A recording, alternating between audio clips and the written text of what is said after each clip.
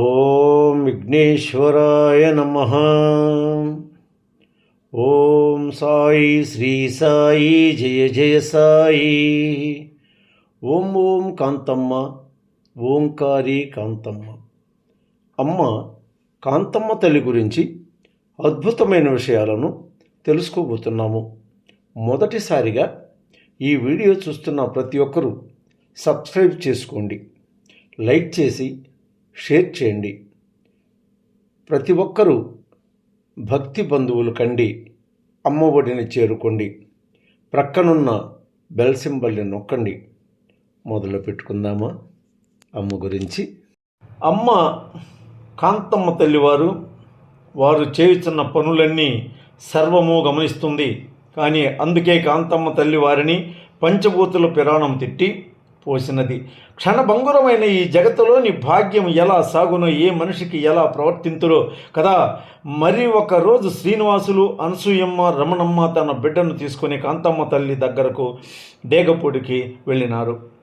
ఆ రోజు కాంతమ్మ తల్లి రాపూర్ వెళ్లే దారిలో అడవిలో ఉన్నారని తెలుసుకుని కాంతమ్మ తల్లి దగ్గరకు వచ్చారు. ఆ ముందు రోజు సాయంత్రము 8:30 గంటలకు కాంతమ్మ తల్లితో ఇంటికి వెళదామని చెప్పారు. కాంతమ్మ తల్లి వారితో దారిలో పురుగులు ఉంటాయి, పోదురులే అన్నారు. కానీ అనసూయమ్మ కాంతమ్మ తల్లితో మీరున్నారు కదమ్మా, మాకేంటి భయము అన్నది. సరేలే, జాగ్రత్తగా వెళ్ళండి అని కాంతమ్మ తల్లి వారితో చెప్పింది. జాగ్రత్త అని పలికిన అమ్మ దగ్గర నుండి బయలుదేరుతూ కుడి చేతిలో పాప, ఎడమ చేతిలో ఉన్న నీళ్ల క్యాను పట్టుకుని శ్రీనివాసులు రోడ్డుపై బయలుదేరినాడు.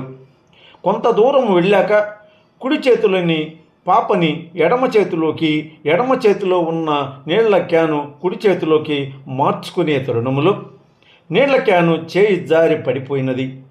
వెనుక వస్తున్న బస్సు క్యానును తొక్కి ముందుకు వెళ్ళినది. పాప సంకలోనే ఉండిపోయినది. అమ్మ దారిలో పురుగులుంటాయి అన్నది. ఇందుకేనేమో అని ఆ ముగ్గురు వెనుదిరిగి వచ్చి అమ్మను ఓం ఓం కాంతమ్మ ఓంకారి కాంతమ్మ, ఓం ఓం కాంతమ్మ ఓంకారి కాంతమ్మ అని తన మనసులో అనుకుంటూ అమ్మపై అపారమైన భక్తితో ఆ రోజు డేగపూడిలో నిద్ర చేసి అక్కడ జరుగుతున్న భజన కార్యక్రమంలో పాల్గొని తరువాత నెల్లూరుకు వచ్చినారు. అది మొదలు వారు కూడా అమ్మకు ప్రియ భక్తులైనారు. ఒక్కసారి శ్రీనివాసులు అయ్యప్పమాల ధరించారు. అయ్యప్పమాల వేసుకుని అయ్యప్ప కొండకు వెళ్లే ముందు అమ్మ ఆశీస్సులు తీసుకుందామని డేగపూడికి వెళ్ళి అమ్మ దర్శనం చేసుకుని అమ్మ ఆశీర్వాదం పొంది అమ్మ దగ్గర సెలవు తీసుకుని నెల్లూరు బయలుదేరి వచ్చినారు. అయ్యప్ప కొండకు బయలుదేరాడు. ఇరుముడి కట్టుకుని అక్కడ దీక్ష పూర్తయిన తరువాత మరలా కాంతమ్మ తల్లిని ఇనుకుర్తిలో దర్శించుకున్నాడు. అక్కడ ఉన్న కాంతమ్మ తల్లి శ్రీనివాసులను చూసి స్వామి వచ్చినాడు, పొయ్యిలో నీరు పోయండ్రా అన్నది. సుబ్బారెడ్డి స్వామికి చెప్పి పొయ్యిలో నీరు పోయించింది అమ్మ కాంతమ్మ తల్లి. బాలాజీ నగర్కు ఒకరోజు కాంతమ్మ తల్లి వచ్చి ఉండినది అని తెలిసిన అనసూయమ్మ, రమణయ్య కాంతమ్మ తల్లి దర్శనార్థము అమ్మను కలిసినారు. కలిసి అమ్మ మన ఇంటికి పోదామని అమ్మను ఆహ్వానించినారు. అమ్మను రిక్షాలో ఎక్కించుకొని గోతాల సందులో ఉన్న తమ ఇంటికి తీసుకుని వచ్చినారు. ఇంటి పంచలో కాంతమ్మ తల్లి కూర్చుని మట్టి నీళ్లు కలుపుతూ ఉంది. ఏమైనా ప్రమాదం జరుగుతుంది అని అమ్మ గ్రహించిన వెంటనే అమ్మ వాన వస్తుంది లేయండి అని చెప్తుంది. అనసూయమ్మ అన్నము పెడితే కలిపి రమణయ్యకు, శ్రీనివాసులకు, అనసూయమ్మ కూతురుకు పెట్టినది. ఆ రాత్రి రమణమ్మ ఇంటిలోనే అమ్మవారు కాంతమ్మ తల్లివారు ఉండినారు. తెల్లవారుతోనే వరికోటి శాంతమ్మ గారు వచ్చి కాంతమ్మ తల్లిని శిష్యులతో కారులో ఎక్కించుకొని డేగపూడి ఆశ్రమానికి వచ్చినది. 1993 సంవత్సరం నుండి వారు అమ్మకి పూజలు చేయొచ్చు. అమ్మతోనే, అమ్మ సంకల్పంతోనే అమ్మ యొక్క సేవలో, అమ్మ యొక్క పూజలు చేసుకుంటూ ఈరోజు వరకు కూడా అమ్మ భక్తులుగానే కొనసాగుతున్నారు. ఇలా బెజవాడ ముని ప్రసన్న కుమార్ 1988 సంవత్సరంలో కిన్నెర రమణయ్య, కిన్నెర వెంకట సుబ్బమ్మ గొలగముడికి వెళ్ళినారు. కాంతమ్మ తల్లి రమణయ్య దగ్గరకు వెళ్ళి 10 పైసలు ఇవ్వు, 10 పైసలు ఇవ్వు అని అడిగినది. ఎందుకమ్మా 10 పైసలు అంటే, వేరుశనగ ముద్ద తెచ్చుకుంటాను అన్నది. కిన్నెర రమణయ్య 10 పైసలు ఇచ్చినారు. చాలాసార్లు వెంకట సుబ్బంతో గొలగమూడిలో కనపడి ఇంటికి వస్తాను అని చెప్పేది కాంతమ్మ తల్లి.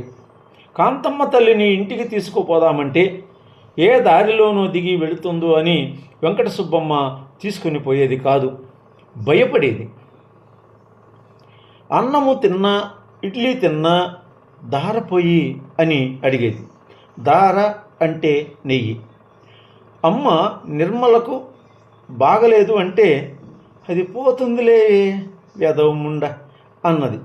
వెంకట సుబ్బమ్మతో వారం వారం గొలగమూడికి వెళ్ళినప్పుడు కాంతమ్మ తల్లిని వెంకట సుబ్బమ్మ, కిన్నెర రమణయ్య వారి పిల్లలు తప్పక దర్శించుకునేవారు.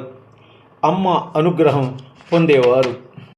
పరిమళాల పూల తోటలో విరిసిన ఓ పువ్వమ్మా, పరిమళాల పూల తోటలో విరిసిన ఓ పువ్వమ్మా, అరవిరిసిన హృదయాలను పండించిన కాంతమ్మా, పరిమళాల పూల తోటలో విరిసిన ఓ పువ్వమ్మా, అరవిరిసిన హృదయాలను పండించిన కాంతమ్మ, ఇలలోన శిలవై నిలిచేవులే, అనురాగాల జ్యోతులు వెలిగించేవులే, ఏనాటి బంధము నీ సాన్నిధ్యము, ఎన్ని జన్మల ఫలము నీ చరితామృతము, పరిమళాల పూల తోటలో విరిసిన ఓ పువ్వమ్మ. ఓం ఓం కాంతమ్మ ఓంకారి కాంతమ్మ, ఓం ఓం కాంతమ్మ ఓంకారి కాంతమ్మ. భక్తి బంధువులు కండి, అమ్మ ఒడిని చేరుకోండి, ఈ భాస్కరుడిని మరువకండి.